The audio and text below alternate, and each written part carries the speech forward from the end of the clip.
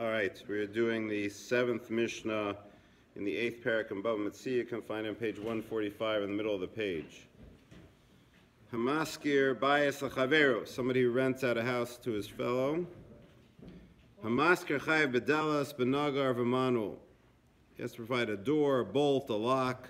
V'chol davar shemasa uman, anything which is the work of a professional. Avol davar she'enu masa uman hasocher oseo, but anything that is not the work of a professional, so then the renter has to do it.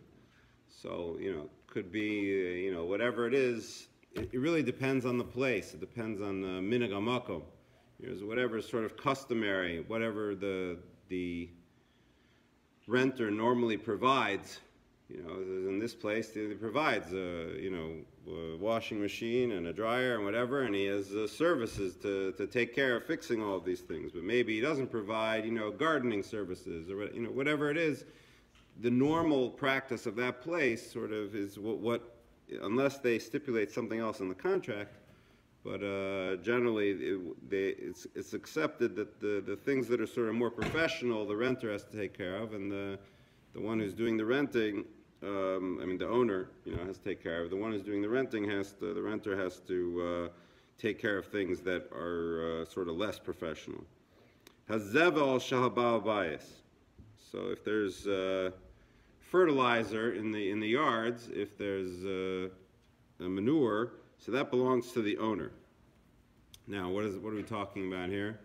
That basically practice sort of was, people, you'd rent a house and there'd be fields and people would bring their animals up for the market day or whatever, and the animals would go through these fields. And that was normal practice. And that was a benefit because, on the one hand, you got animals schlepping through your yard, but then they also are leaving their manure, which is a value. So the question is, well, maybe that should belong to the guy who's renting the land. No, it belongs to the owner. The owner gets the...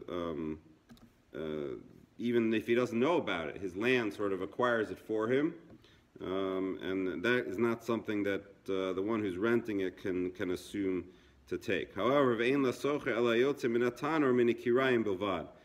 only thing that the tenant gets, the only thing that the renter is allowed to take, is if you have the stuff that comes from the oven and the stove, meaning the ashes or whatever, that also can be used sometimes for fertilizer. So that he is allowed to use, even if other people come to use the stove, and if it's his own animals, so then of course he gets to use the fertilizer from his own animals. In this case, even if other people are coming to use the stove, it is sort of like some sort of public use or whatever.